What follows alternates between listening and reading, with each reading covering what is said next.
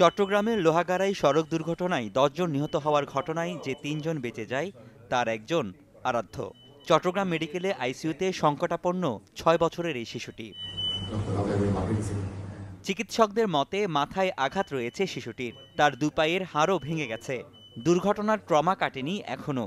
সব মিলে ২ দিন পর বলা যাবে তার সার্বিক পরিস্থিতি। বলেছি বাচ্চা একটু আনস্টেবল আছে, ঠিক আছে, ওর শ্বাস প্রশ্বাস ভালো আছে এবং আছে, তবে এই মুহূর্তে আসলে ওর সম্পর্কে মন্তব্য করা খুব কঠিন, কারণ যেহেতু অ্যাক্সিডেন্টের রুগী, ঠিক আছে, ওর ব্রেইনে কিছু ইনজুরি হতে পারে, এগুলোর সিকুয়েলি এখনই বলা যাচ্ছে না। দুর্ঘটনায় আরাধ্যের বাবা দিলীপ বিশ্বাস ও মা সাধনা বিশ্বাস নিহত হন। বাবা মায়ের করুণ পরিণতির কথা এখনও জানে না শিশুটি। স্বজনরা জানান, যন্ত্রণায় কাতরানোর পাশাপাশি মাঝে মাঝে বাবা মাকে খোঁজে শিশুটি। ঘুম থেকে ওঠার পরে তারে ডাকলে সে শুনছে, অনেক সময় সে মা বাবারে ডাকছে। দুর্ঘটনায় আহত আরাধ্যের মামাতো ভাই দুর্জয়ের জ্ঞান ফিরেছে। তারও মারাত্মক জখম হয়েছে শরীরের বিভিন্ন জায়গায়, ভেঙেছে হাত ও পায়ের হাড়, আঘাত আছে মাথায়। দুর্ঘটনার আতঙ্ক এখনও কাটিয়ে উঠতে পারেনি একাদশ শ্রেণীর এই শিক্ষার্থী। মাঝে মাঝে করছেন অস্বাভাবিক আচরণ।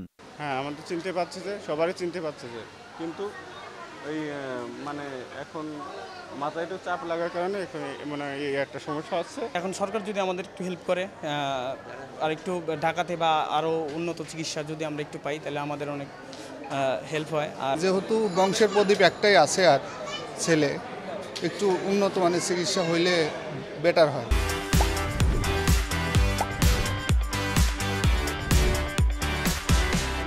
হাসপাতাল কর্তৃপক্ষ বলছে, ৩ জনের মধ্যে এখন সবচেয়ে বেশি ঝুঁকিতে আছে কিশোরী প্রেমা।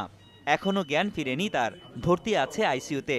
আহতদের উন্নত চিকিৎসায় সরকারের পক্ষ থেকে সব ধরনের সহযোগিতার আশ্বাস দেন মুক্তিযুদ্ধ বিষয়ক উপদেষ্টা।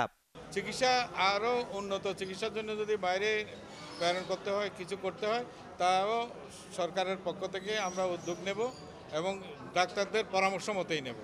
এটা চিকিৎসকদের পরামর্শে যতটুকু করা সম্ভব সব কিছুই আমরা করব। এখন ৩ জনের ভিতরে আইসিইউতে যিনি আছেন উনার অবস্থা খুব ক্রিটিক্যাল, আর এখানে যেটা আছে গ্র্যাজুয়ালি ইমপ্রুভ করতেছে, আর ২৬-এ যেটা আছে সেটাই আরও খুব ভালো, ডিসিএস লেভেল অফ 15। সার্বক্ষণিকভাবে বাচ্চাগুলো এবং যারা এখানে আরেকটা 18-20 ইয়ার্সের আরেকটা মেয়ে, সেও তার বাবা মা ভাই বোনকে হারিয়েছে, আমরা তাকে দেখেছি নিচে। তো সব মিলিয়ে আমরা অবশ্যই এ ব্যাপারে বদ্ধপরিকর, সর্বোচ্চ চিকিৎসা সুবিধা তাদের দেওয়ার জন্য। বুধবার সকালে চট্টগ্রামের লোহাগাড়া জাঙ্গালিয়া এলাকায় মাইক্রোবাস ও বাসের ভয়াবহ সংঘর্ষে নিহত হয় ১০ জন। রাতে তাদের মরদেহ নেওয়া হয় ঢাকা, কুষ্টিয়া ও ঝিনাইদহে। রনি দত্ত, চ্যানেল 24, চট্টগ্রাম।